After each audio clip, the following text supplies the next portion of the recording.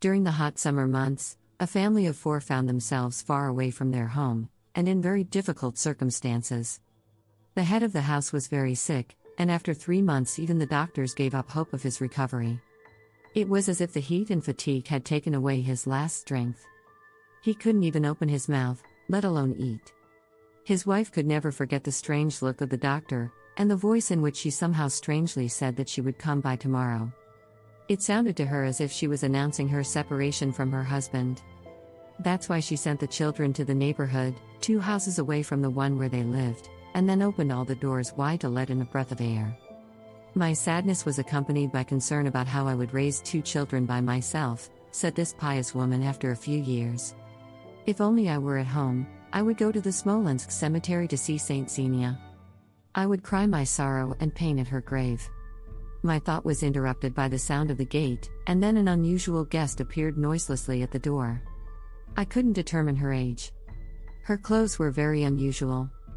On her feet were warm and soft felt boots, and she was dressed in a coat of a special cut, all in folds. On her head was a white fluffy scarf, tied as common women do during the bitter Russian winter. She was all somehow unusual and, I don't know how, but attractive in a strange way. "Dear, I'm looking for the Pirogs. Tell me, please, where they live," she addressed me in a soft voice. "2 houses away," I replied. "And what, your husband is not well?" she asked, pointing to the door of the room where the patient lay. Then she quietly walked past me, entered the patient's room and stared at him for just a minute. "Listen, my dear, don't be sad. There was a very good doctor passing this way yesterday. They say he's so educated that it's something incredible. He advised that the sick should be fed every half hour and only a little, just 2 teaspoons at a time. He needs a little milk, then tea, then porridge, and then you come up with something yourself. But he hasn't even opened his mouth for 3 days." I answered, "Don't worry, just try. Now excuse me, I'm in a hurry." And she disappeared so noiselessly that not even the door at the gate was heard. I went out on the terrace. To the right and to the left, a street bathed in the blazing sun could be seen in the distance, but my winter guest was nowhere to be found. Only then did I see all the incongruity between her winter clothes and this unbearable heat. I went to the patient, and he asked me in a barely audible voice to give him something to drink. With trembling hands I brought him a cup of tea, not yet daring to believe that this faint ray of life was a hint of possible recovery. "Who was that at my place?" the patient asked me. "Some unknown woman," I answered. He sighed deeply, as when a man takes a great burden off himself. Then, sinking into sleep, he said, "I'm better." "Who was that at my place?" The children also returned. I asked them if a woman dressed in winter clothes came to the Pirogs. They told me that neither she nor anyone else visited the Pirogs' house. I went in to my husband with a cup of milk. He greeted me with a faint smile on his face, so emaciated that he no longer looked like himself. He drank half a cup of milk, and then asked me again, "Who was that at my place?" I explained to him, as best I could, the appearance of the mysterious guest and promised that I would go to the Pirog family to ask them about her.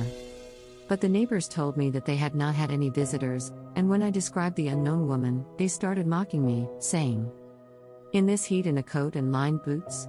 Well, it must have been either some kind of delusion or an apparition." Not knowing anything, I returned home. The husband was already sitting on the bed, leaning on the pillows. "What happened, did you find out?" he asked me. "No, I didn't find out anything. She wasn't there," I answered. "Then listen to me," said my husband. "I was already dying. I didn't have the strength to open my eyes or call you. Suddenly I felt someone approach me, and suddenly I was struck by some kind of life-giving freshness. It only lasted a moment, and I strained to reach the flow of that freshness. Now I know I'm getting better." "You prayed? Who did you call for help?" "Saint Xenia," I said through sobs. When my husband had fully recovered, he began to inquire who that doctor was who was passing by. It turned out that no doctor came, and no one saw the unusual winter visitor. My soul knows that it was Saint Xenia. Infinitely grateful to my God and grateful to Saint Xenia, I have never stopped calling on this God saint in my prayers.